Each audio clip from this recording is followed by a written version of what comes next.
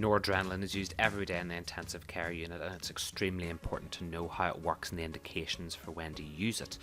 It's a naturally occurring catecholamine. It's more of an alpha than a beta agonist. That's why you get quite a lot of vasoconstrictive effects, and that's why it's good for some conditions like sepsis, where you get a peripheral vasodilation. It's usually presented as a clear colourless solution in 2 milligrams per ml for dilution, and it's given as an infusion into a central vein via a central venous catheter or central line at the dose of 0.1 micrograms per kilogram per minute, and you titrate that up or down to maintain the blood pressure you require. In terms of its mechanism of action, it is a direct and indirect alpha-1 agonist that causes vasoconstriction peripherally, and it has some small actions at the beta receptors.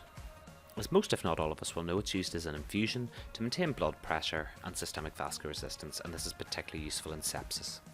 It has a very low volume of distribution of 0.09 to 0.4 litres per kilogram. And the reason why we give it as an infusion is because it doesn't last very long in the body. If it is given as an infusion, it's an exogenous drug, which means it's going to be metabolized by mitochondrial monoamine oxidase in the liver, brain and kidney. It'll also be metabolized by cytoplasmic COMT.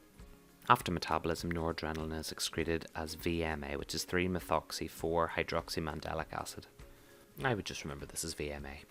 In contrast, however, the endogenous noradrenaline made by your adrenal gland is metabolized in one of two ways. It's either done by uptake 1, which is active uptake back into the nerve terminals, where reused or metabolized by monoamine oxidase again, or uptake 2, where diffusion occurs away from the nerve and the noradrenaline is metabolized by COMT to VMA or normetadrenaline.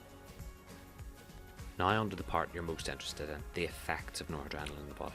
So in the cardiovascular system, which is arguably the one you're most interested in, it will increase your blood pressure and systemic vascular resistance, and you probably should note that cardiac output may decrease because of this. It will also cause peripheral vasoconstriction, increased myocardial oxygen consumption, coronary artery vasodilation, increased pulmonary vascular resistance, and in excess can cause hypertension, bradycardia, headache, and peripheral ischemia, which is why you can see the unnerving phenomenon of the white death in patients on high levels of noradrenaline in the intensive care unit. Their hands go white and then become ischemic. Important to remember is that noradrenaline can cause a decrease in renal blood flow and a decrease in splanchnic or enteral blood flow as well. And you are supposed to avoid the use of noradrenaline in patients on monoamine oxidase inhibitors. If you're interested in reading about vasopressors, vasoconstrictors and inotropes in more detail, there's plenty more stuff on the website. There's infograms and further resources on noradrenaline, adrenaline, vasopressin and some of the rarer ones you might come across in intensive care or emergency theatres.